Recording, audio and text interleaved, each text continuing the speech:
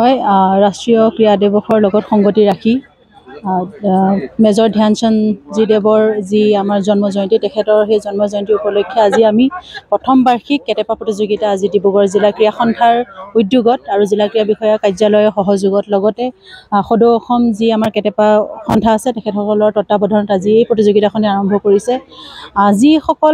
যিবোৰ জেগাত আমাৰ এতিয়া কেটেপাটো খুব মানে লুপ্ত হৈ আছিলে, যিহেতু এইটো বেলেগ গেমৰ লগৰ নিচিনা একেই হয়। আমি সৰুতে এইটোতো আমি খেলিছিলোঁ, কিন্তু এতিয়া ৰাষ্ট্ৰীয় পৰ্যায়ত যিহেতু অন্তৰ্ভুক্ত হৈ গ'ল, আমি আশা কৰিছোঁ যাতে আন্তঃৰাষ্ট্ৰীয় পৰ্যায়তো এইটো অন্তৰ্ভুক্ত হৈ যায়, যাতে অলিম্পিকত এই কেটেপা প্ৰতিযোগিতাটো আৰম্ভ হয়। ইয়াত কেটেপা প্ৰতিযোগিতাত বুলি নহয়, আমাৰ এতিয়া বেলেগ বেলেগ দেশত ইয়াৰ নাম বহুত বেলেগ। এতিয়া ইণ্ডিয়াত আমি ইয়াক গুলেল বুলি কোৱা হয়, বাহিৰত ইউনাইটেড কিংডমক তাত চিচট বুলিও কোৱা হয়, কিছুমানৰ চাংঘাই বুলি কোৱা হয়। ইয়াৰ নাম বিভিন্ন আছে। বেলেগ দেশত যেনেকৈ অন্তৰ্ভুক্ত হৈছে, আমাৰ ইণ্ডিয়াতো যাতে এইটো বস্তু অন্তৰ্ভুক্ত হৈ যায়। আমাৰ ইয়াৰ যিসকল লুপ্ত প্ৰতিভা আছে, যিসকল খেলুৱৈ আছে, এইসকলে যাতে আন্তঃৰাষ্ট্ৰীয় পৰ্যায়ত তেখেতসকলৰ নাম অৰ্জন কৰিব পাৰে। হয় হয় হয়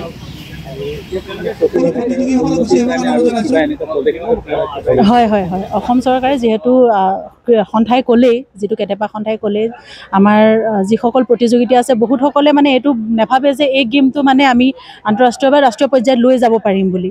কিন্তু এই বস্তুটোৱে যে এতিয়া আৰ্চাৰীয়ে হওক বা শ্বুটিঙে হওক, সমপৰ্যায়ৰ গেমেই হয় এইটো।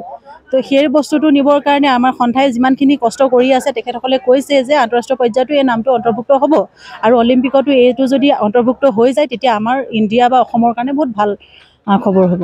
আমি চেষ্টা কৰিছোঁ আগন্তুক পৰ্যায়তো ইয়াত এখনি প্ৰতিযোগিতা আৰম্ভ কৰিব ডিব্ৰুগড় জিলা ক্ৰীড়া সন্থাই এক ধুনীয়া পদক্ষেপ লৈছে। এই কেটেপা প্ৰতিযোগিতাটো অনুষ্ঠানটি ইয়াত আৰম্ভ কৰি নেক্সট আৰু দুমাহমানৰ পিছত তেখেতসকলে ডাঙৰ এটা অল আছাম প্ৰতিযোগিতা ইয়াত আৰম্ভ কৰিম বুলি কৈছে। আমি আশা কৰিছোঁ সেইটো সফলভাৱে ৰূপায়ণ হওক বুলি তাই কামনা কৰিছোঁ।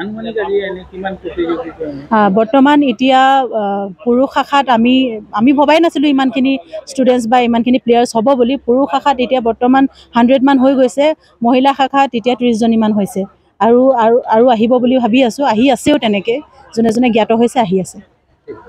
5 নম্বৰ গ্ৰুপটিৰ নাম মই পুনৰ ঘোষণা কৰি দিছোঁ, তেওঁলোক সাজু হৈ থাকিব।